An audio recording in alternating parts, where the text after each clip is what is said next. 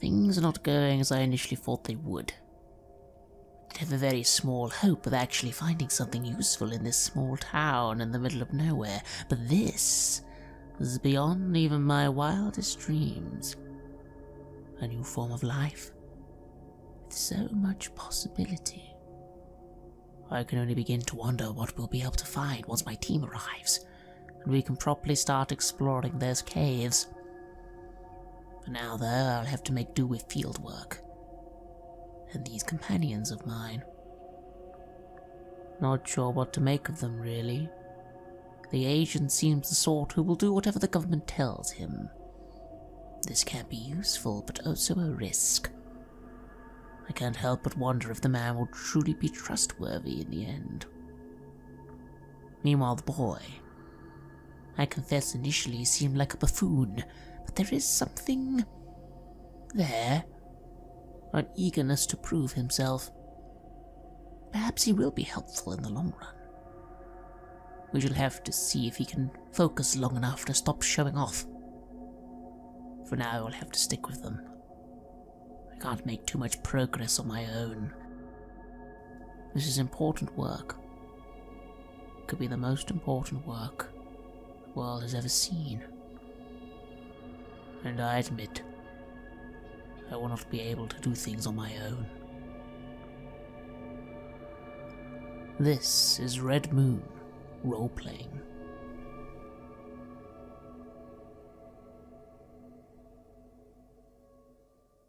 Welcome back to They Came From Beneath the Sea, Terror at Makeout Point. I am your host, Matthew Dawkins, and I am here with the fine folks of Red Moon Role-Playing as their characters explore the horror of Denton, Alabama.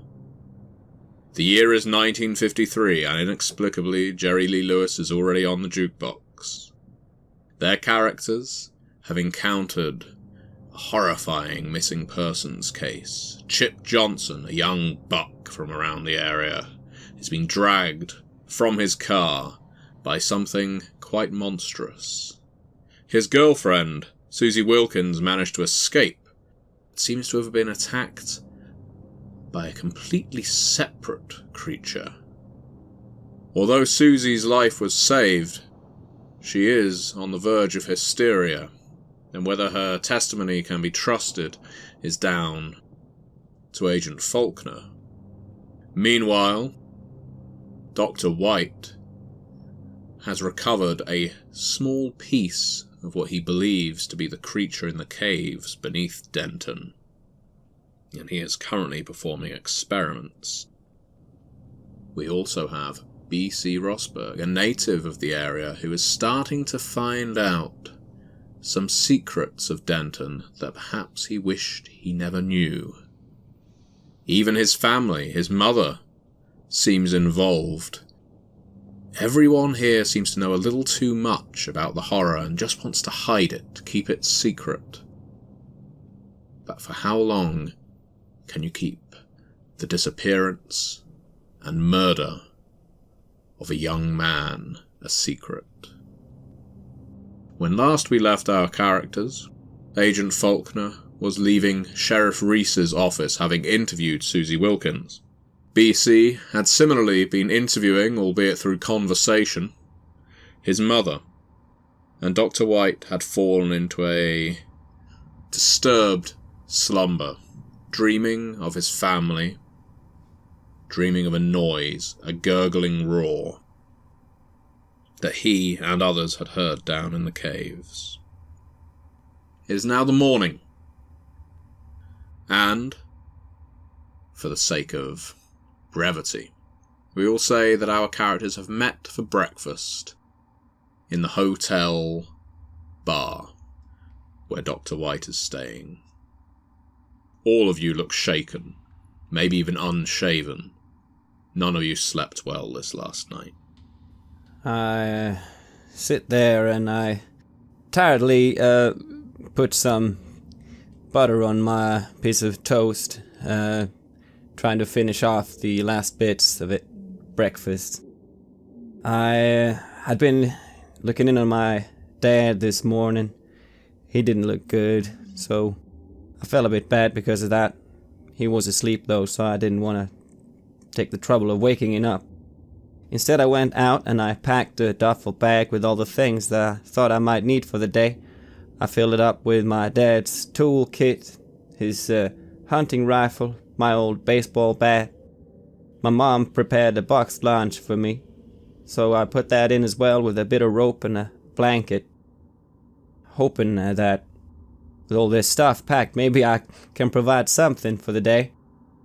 I was hoping to come in a bit conversational, but it seems to sort of died out. We were all a bit tired sitting here around the table, so I finished my toast buttering, and I start eating it, looking down. I'm drinking a coffee. I'm not really engaging in any conversation. I have a little notepad out and I've been making notes as we have this breakfast. Still, I've acknowledged the others. I'm curious to hear what they have to say. But to be honest with you, my own goals are far more important than theirs. But let's see what they have to say as I sip my coffee and wait for someone to speak. And I too am drinking coffee. It must be my second cup of the morning. I look once in a while at the newspaper, articles and headlines about the end of the Korean War. And, but I don't find myself wanting to read it. I feel like I can't focus on what's going on in the rest of the world. What's going on here in Denton is big enough for me. And what I found out yesterday in the interview with Susie Wilkins, well, it was very eye-opening. Gentlemen, I look up towards you, BC, and Dr. White.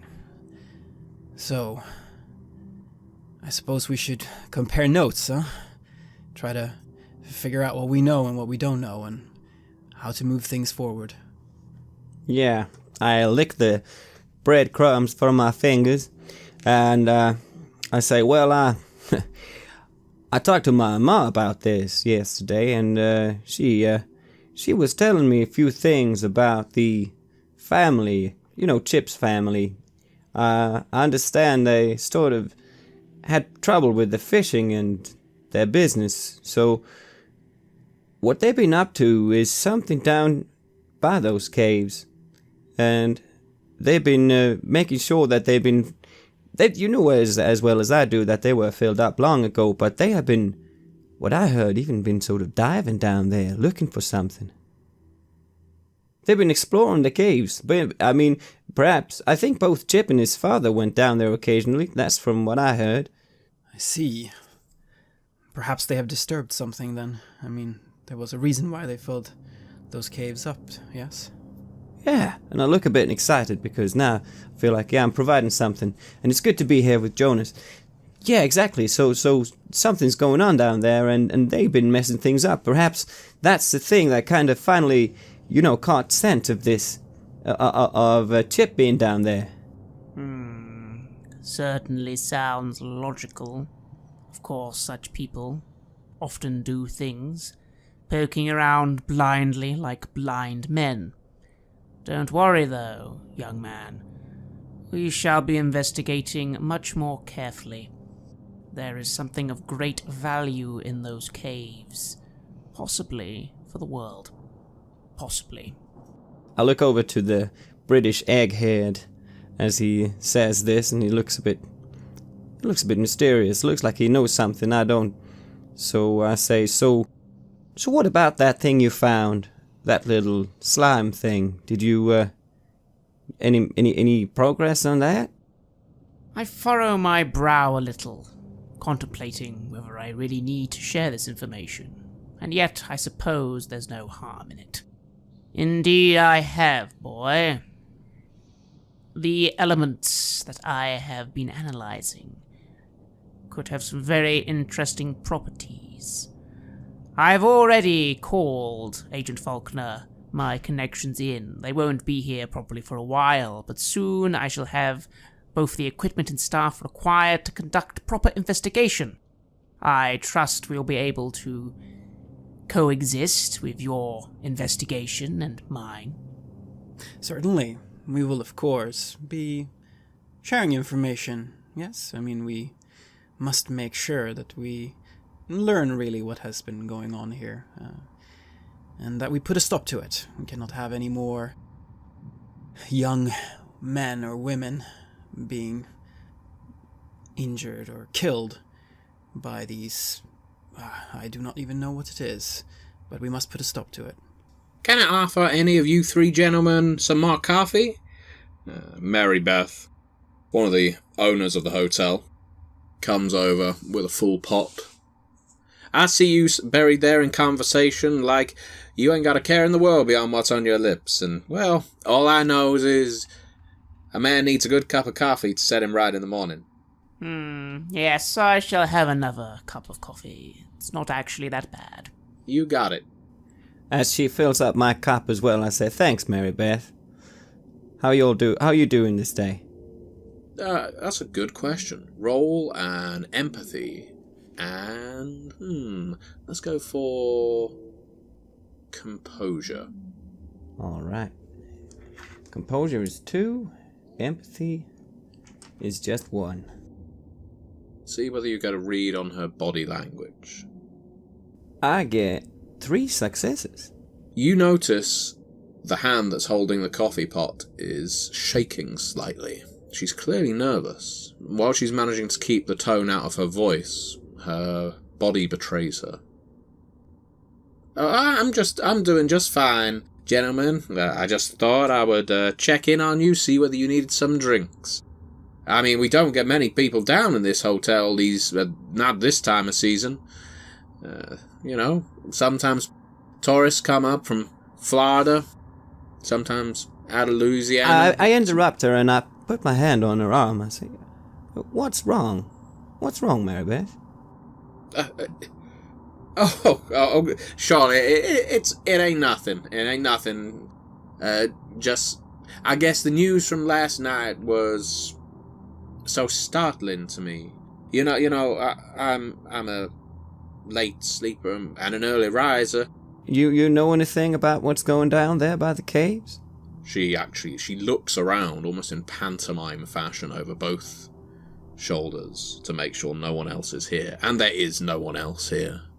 But still she makes sure that no one else is listening. And then she leans in so that the three of you can hear. I lean in back as well. Well, I was just down at the produce stand, to pick up some bacon and such this morning before you three gents woke. Yeah? And, well, they say that case from last night that was stirring up the community, something rotten. Yeah. It's already solved. They say that Chip Johnson came home this morning. It was like he was blind drunk, and he just went straight back to his house, and there was because there was a search party that was coming up together, and just when they was about to set out with the dawn, he just strolled right up, made his apologies, and went to bed. Well, how was his condition? Oh, well, I don't know. I didn't see him. I don't know. It's mighty peculiar because people was saying last night that he was all but dead. And so now he shows up, and I don't know what to believe. I didn't see him with my own eyes, but it just puts the shakes in me, because you hear stories, of people disappearing out to sea and then sometimes coming back, and they're different when they do, because I guess it's a scary thing to be trapped alone out on a boat for days and nights, or in a cave, or what have you. I pat her on the arm and I say, "Thanks, Mary-Beth. That's very kind of you to share that with us." And I eye the other two people at the table with my eyebrows raised. I also look quite surprised by this revelation. This seems very unusual to me. I do shoot Agent Faulkner a look. Hearing this, I am surprised. And you can see it on my face. I had not expected that. He's back. We must go and see if this is actually true, and we must speak to him. Yeah, we should have a little talk with him. But first, don't you worry, Mary-Beth. You see, I come back now, and I'm gonna make things right here with these fine gentlemen. We're gonna make sure that this is gonna be solved, and you see our names in the newspapers. You see, BC comes back and saves the day. Oh, I'm sure your ma would love that, BC. Oh yeah, she would. But don't you worry, we got the most competent people in the state, and from abroad too. So, you see, we're gonna solve this. Don't you worry. Well, ain't that the truth? And she gives all of you a smile, a weak smile, and returns to the kitchen. And my smile immediately disappears as I look back to you two, and I say, with all that blood drained from his body, him being drawn down and then coming back up like nothing happened, what do you think? Something is very wrong with that. There's many things that are wrong here. I met with Susie Wilkins, and what I found out was that her parents, they had not even come to visit her. They didn't seem to care about what had happened to her. It is as they say. It's clearly something is being hidden here. There's something weird going on. But I think certainly our first course of action must be to go and see what is up with Chip Johnson. If he's truly back, well, that may help shed some light on the situation. Certainly.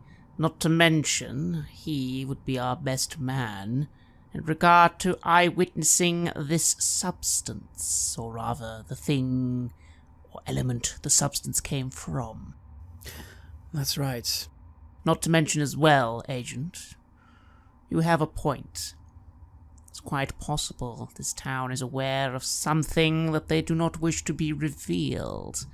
After all, the gold miners always liked to hide their gold mines back in the day of prospecting. But don't let that deter you, Agent. And I lean over and give him a hard look. You are clearly unnerved by what you call strange and weird. Need I remind you that once nuclear power was considered weird? Discovery of the atom, considered weird.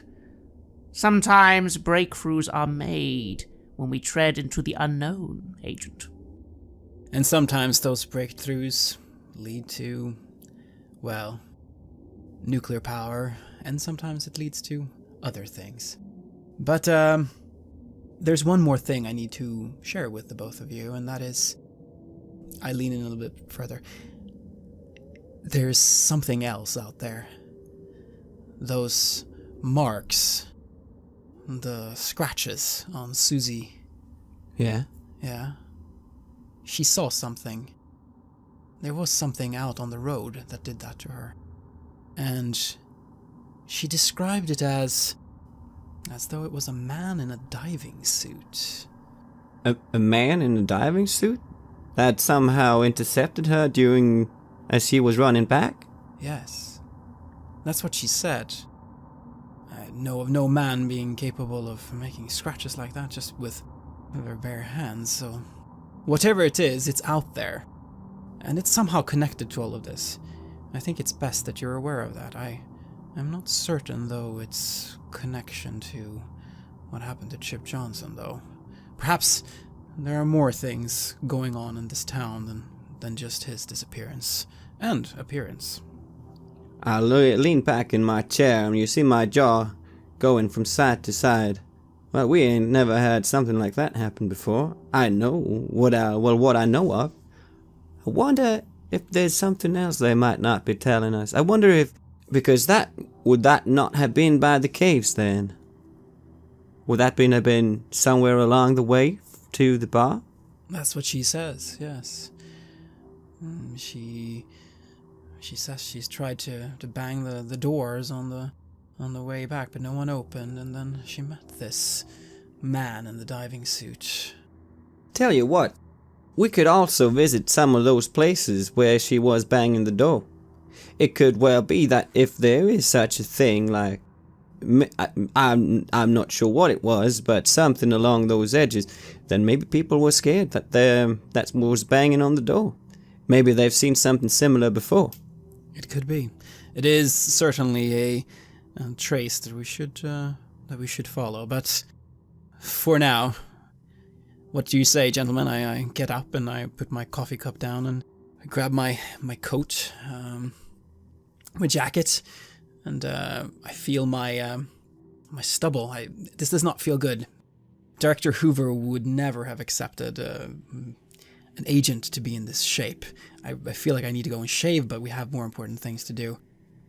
How about we go and speak to Chip Johnson? Certainly. After all, my resources will probably not be arriving for some time yet. I could use some diversion and possible further investigation, yes. I shall accompany you to this interrogation, or questioning, however you wish to handle things, Agent. I shall let you do that. And I suppose you wish to come as well, Mr. B.C., I say, giving him a little bit of a look that seems to imply that I'm wondering why is he still here. Yeah, I think I'll be coming along. I give him a defiant look back, and I say, I could drive the car, if you like. Very good. So you make your way to the Johnson residence, which BC knows, of course. Denton's a small town. Most families know each other, especially if you live in the centre of town. And the Johnsons have always been a fairly prominent family among the fisher folk that live here. So you pull up in your wagon, and the first thing you see is old Jack, the grizzled old fisherman who was harassing you the night before. He's sat on the porch on the veranda. It looks like he's shaking or perhaps weeping into a handkerchief. The front door is closed, and you can't see any signs of life within. I start moving up towards him, and I look to BC and Dr. White if they will join. Yeah, I think for a second if I should bring anything from my duffel bag that I got back in the trunk, but nah, no point in bringing that in here, just all that stuff.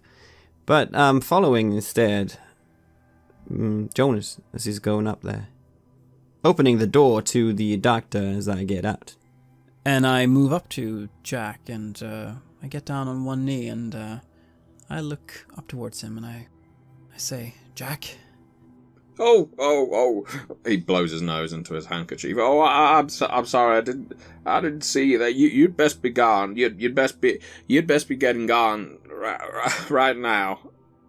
Jack, we were told that Chip is back. The front door of the house flies open, and John Johnson, Chip's father, steps out with shotgun over his arm. You get the hell off my porch!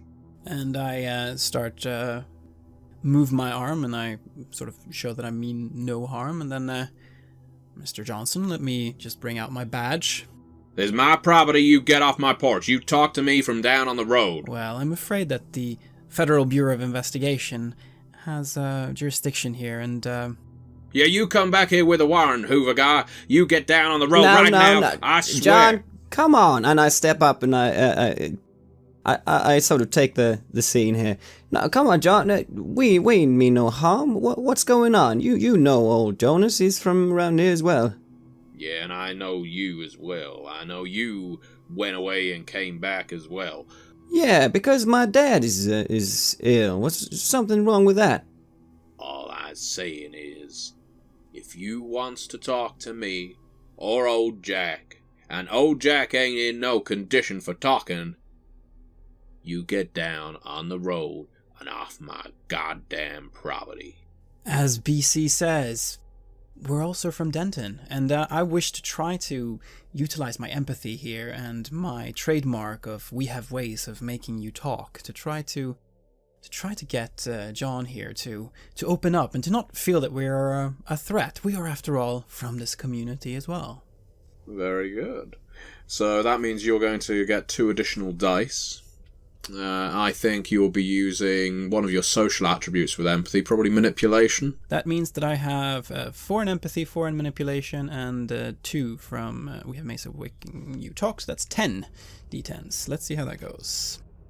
And I shall get 3 successes.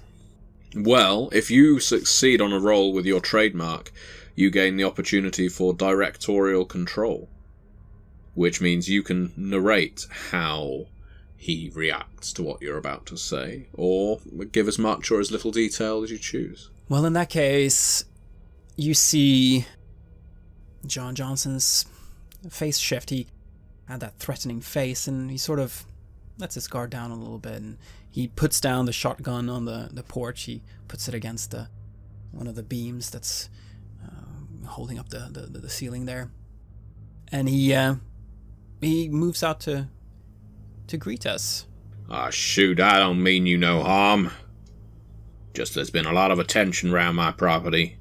Well, we can understand that. And I'm sorry about all the trouble with your son and all. I hear he's doing better now, is that right? He's fine. He was fine all along. It was all a load of nonsense overblown. This old Jack stirring stuff up. Wasn't it, you old coot? Old Jack is just snuffling into his handkerchief. And I say, well, that's good to hear. We thought just as much when we heard about it all ourselves. It sounded a bit overdramatic. Too bad what happened to Susie, but she should be fine as well. That girl is a lying... I ain't gonna use the word, but she is a liar. Yeah, we understand that now that we know that he's all good. How is he doing now? Is he having a rest still? Let me tell you something. He's of age, he can drink, and he just may have drank too many. And I don't know, maybe Susie drank as well, and that was irresponsible of both of them because she's younger than him, and she couldn't take it, and so she got all mixed up, scratched herself on some branches or something, and I don't know. I wasn't there. What I can tell you is this. He's back. He's fine. He's gonna be hungover when he wakes up. I can see that. Well, we all been there. Right? Isn't that right, Jonas?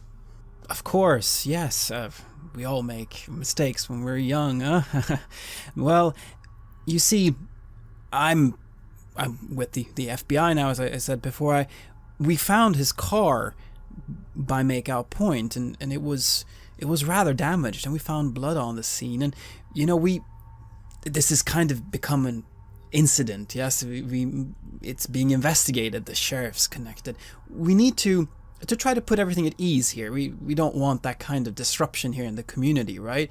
So I just need to be able to speak to Chip and take his statement from him so that we can put that into the case file, and then we can file that away, and things can go back to the way they always are here in lovely Denton. Well, Chip's sleeping one off. It's at this point that, having held myself back a little while the commotion and talk was going on, remaining in the car, I have now actually, slowly, with my cane, made my way to the group.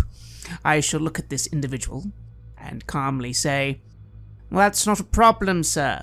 All we're going to need of your boy is his time and consideration.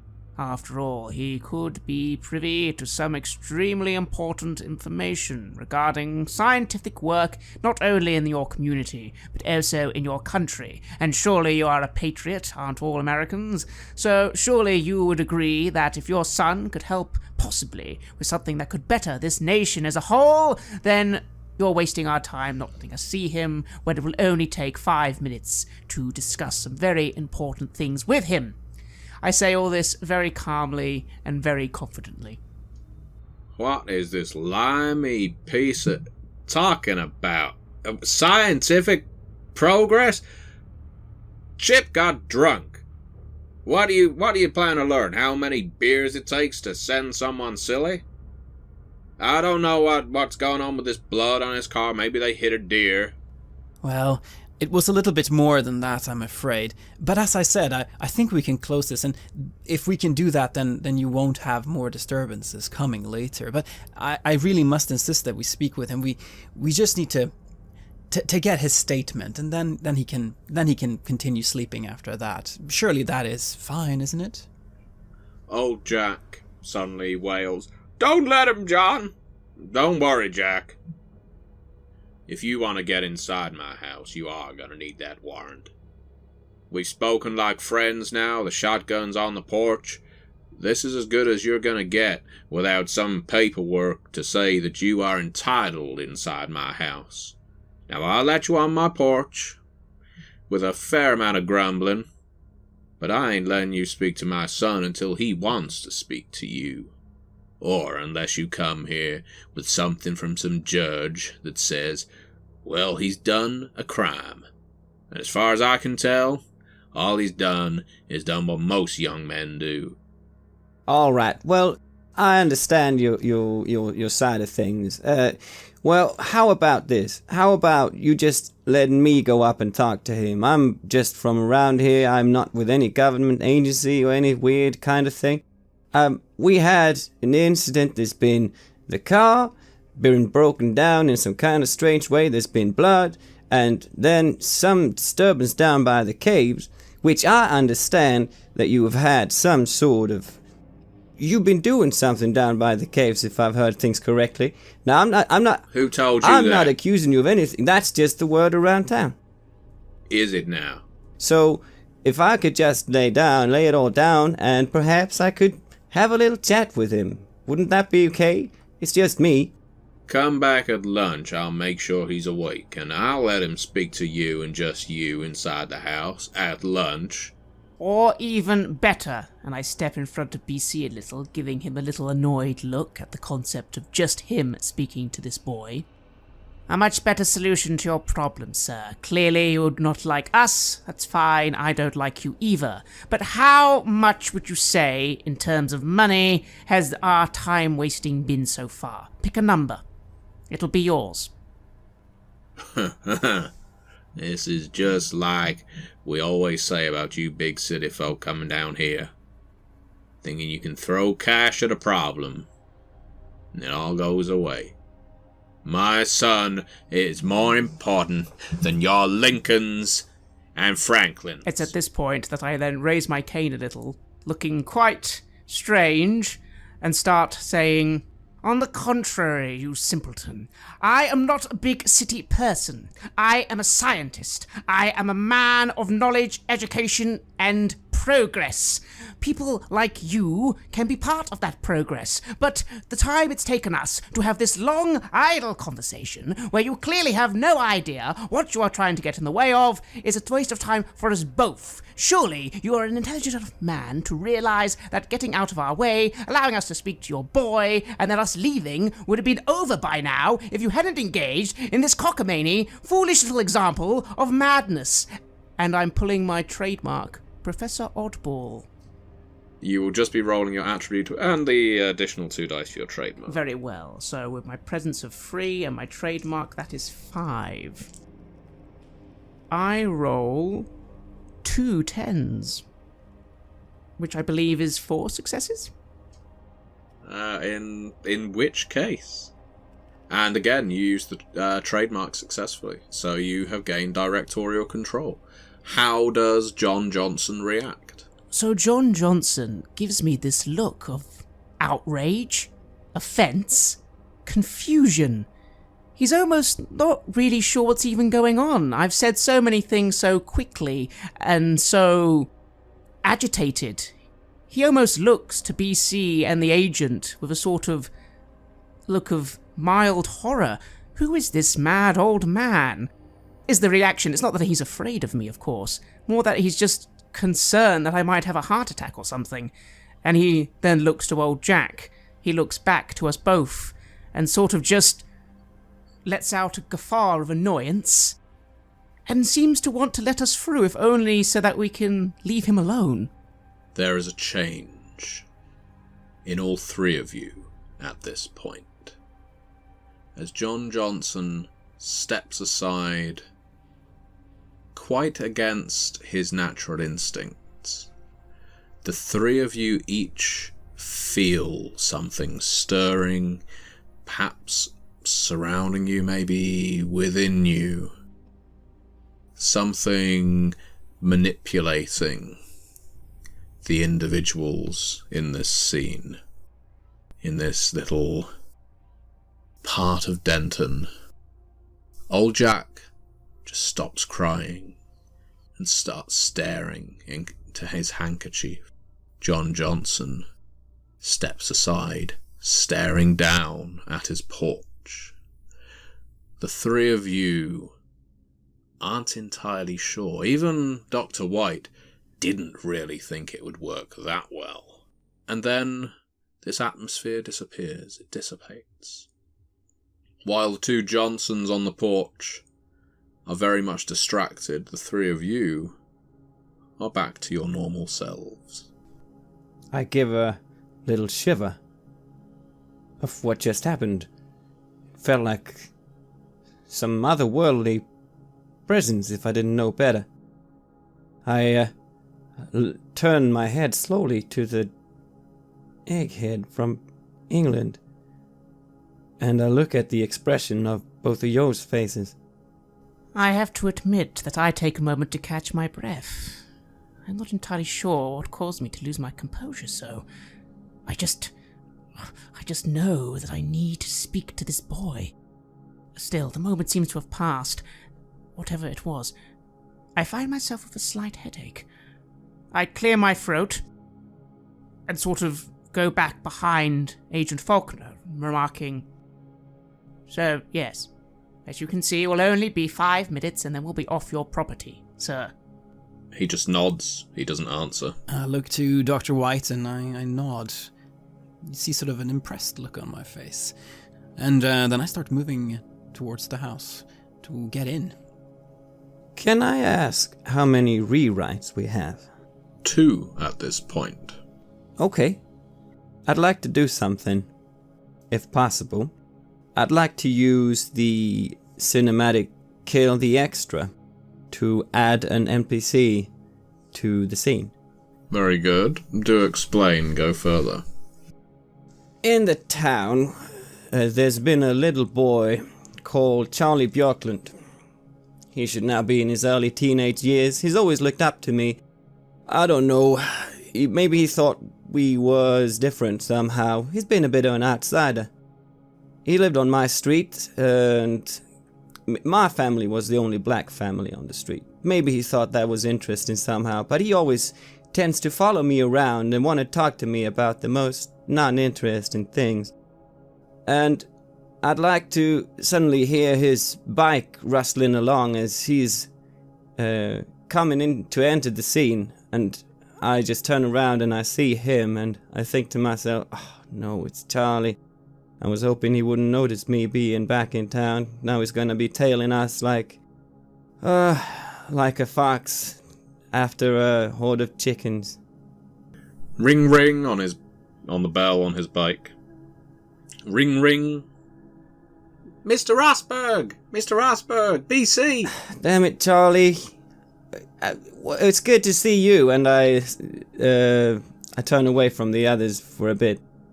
Look, Charlie, we're in the middle of something very important. What are you doing here? Don't you have school today? Oh, no, school was closed for some reason. I don't know. I guess teacher was unwell, so all the kids are off. Well, we're gonna go just in here and visit Chip Johnson, so maybe you... Chip Johnson's back? Yeah, he's just fine. Nothing really that happened. It was just some strange bit of gossip going around town, so don't you worry. Did you rescue him, BC? Yeah, well, it was... I could credit myself for that happening, yeah. Oh, wow. Gosh. Well, it's nothing for you to worry about, so maybe if you got something better to do today, you could do that, or while we do this? Well, I'll wait for you to come out, because I've got some things to show you, but I can wait. I'll just cycle around the block, and I'll be here.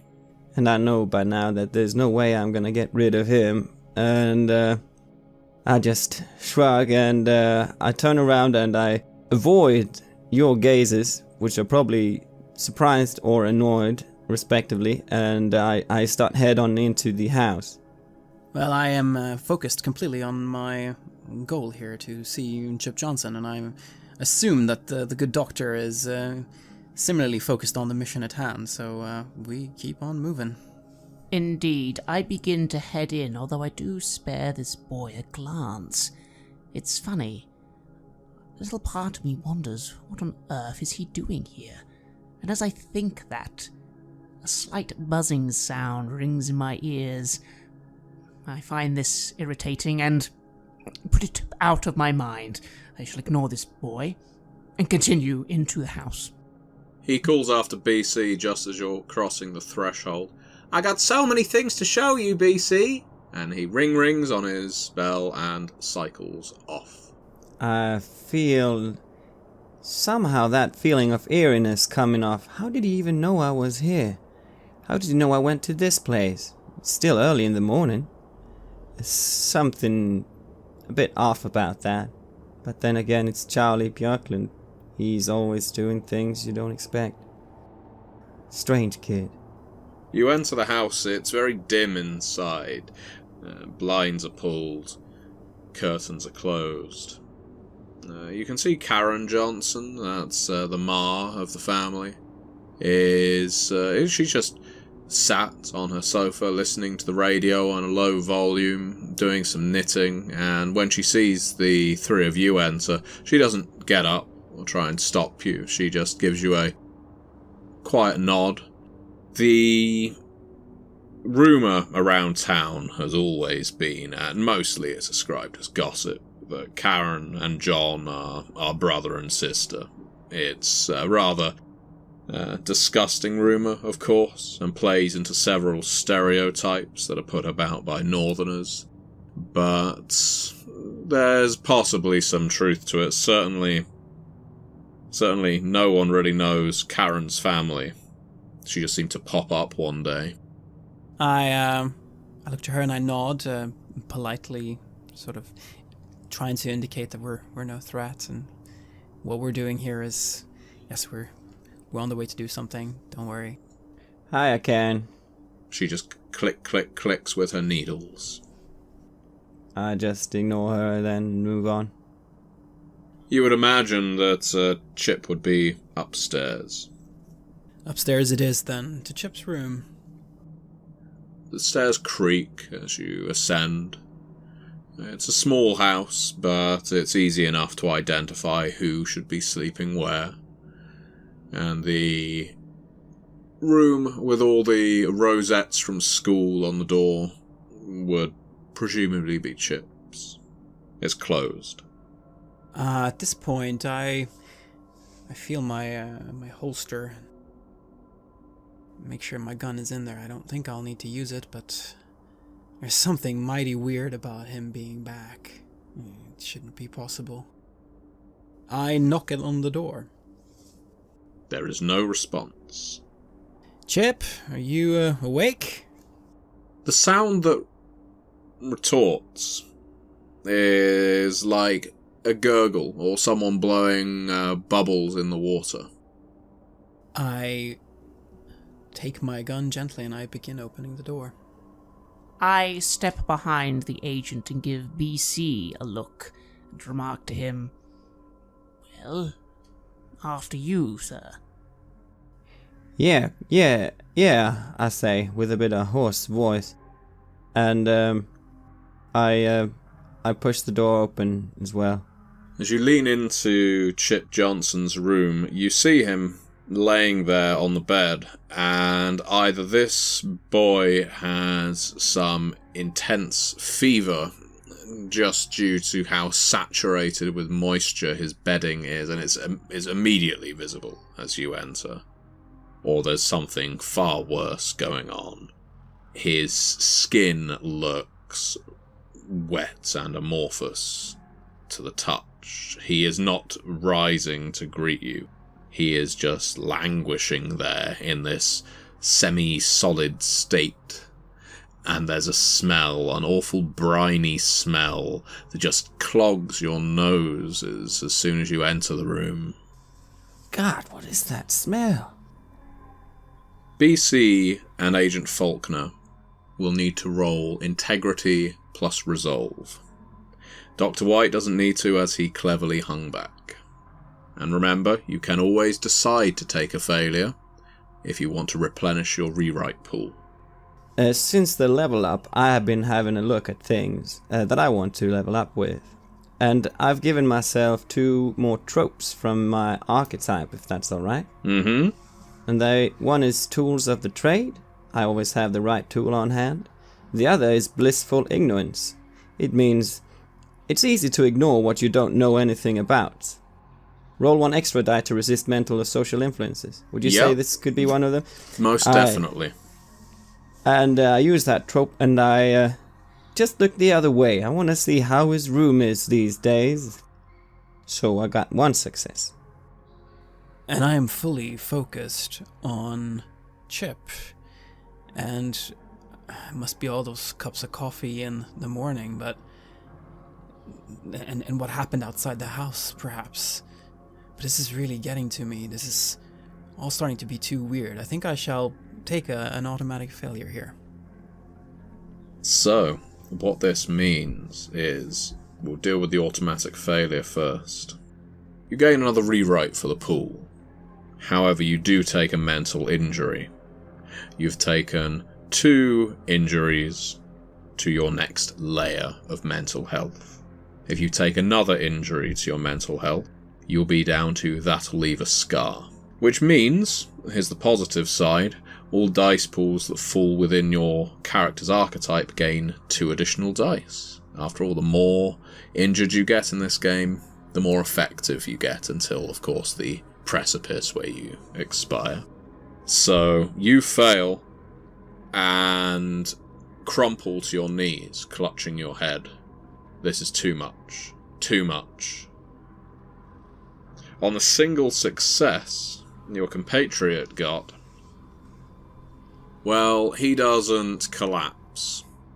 He shakes his head. It's almost like having to shake off a fog that suddenly clouded his vision. And he manages to do so, blinking, looking around that room, taking in posters of the Alabama football team, the Crimson Tide, and focusing on images that ground him. And he's able to stabilize. I look around at all this, and do I see anything that I can perhaps pick up and touch, like maybe a baseball bat? Is there something in the room that I could, play with or fidget with? I think, a baseball bat would be a good idea. This is a boy that watches both his baseball and his football.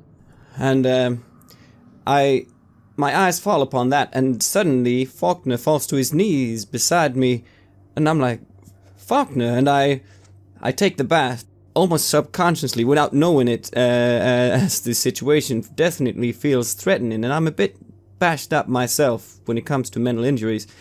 So I turn around to him and I Faulkner, what's going on? And I finally look up to the bed and I see that mass of whatever it is that is supposed to be Chip and the water around it, and I position myself in between Jonas and the thing on the bed. Which leaves Dr. White in the door, just behind the doorway, not capturing any of this, but seeing Faulkner suddenly fall down and BC grab a baseball bat, and then Dr. White hears a voice from the stairway.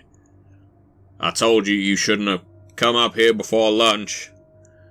John Johnson is stood there with his shotgun aimed straight at Dr. White. You shouldn't have seen him. I told you shouldn't have seen him. And I know.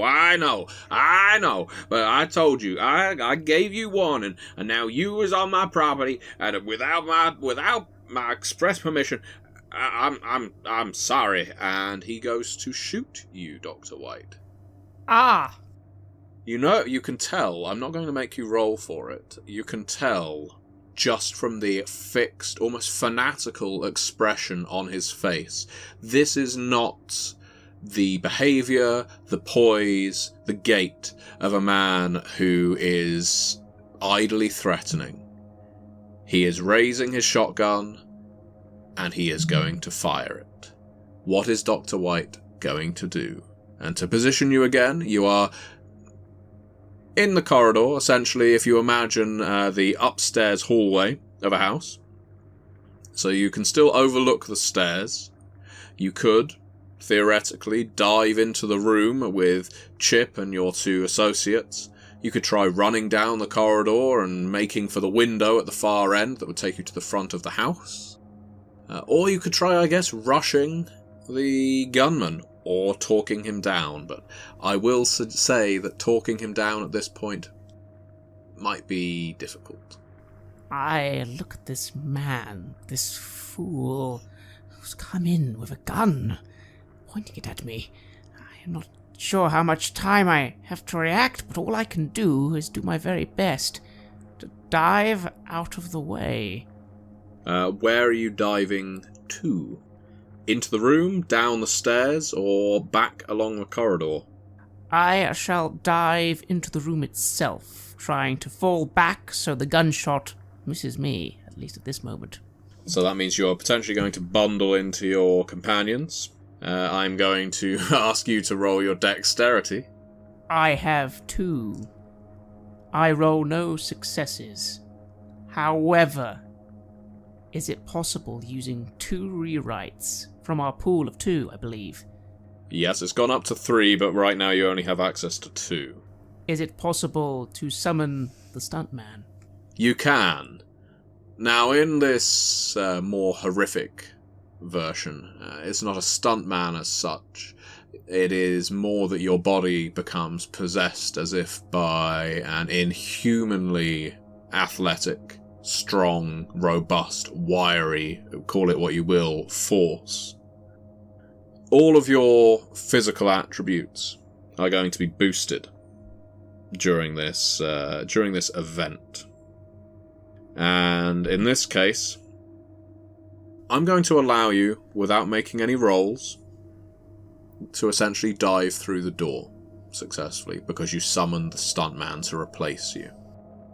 As soon as you start talking again, you're in character, that stuntman will disappear. Effectively, your physical rolls are successful until you start talking. And so it is that for a moment, I feel as if there is no way I could have avoided this incoming shot until the buzzing sound returns, and my body just seems to move by itself. I can't quite explain it. I'm shocked and silent as to everyone else. I manage to just duck down in time before the bullet is fired. As you duck into the room, there's a BLAM! And it takes off most of the door frame and a chunk of one of the door panels. It rouses Agent Faulkner from his tortured stupor, and of course BC is incredibly aware of it as well. All of you are hit by shards of wood. I'm going to say that as you dive into the room, Dr. White, you kick the door shut behind you, what's left of it. Certainly, you can't look through it yet, but it's not going to take much to batter it down. This leaves you in the room with your companions, Dr. White, but also with Chip Johnson, who is now rising from his bed in a very watery, alien manner.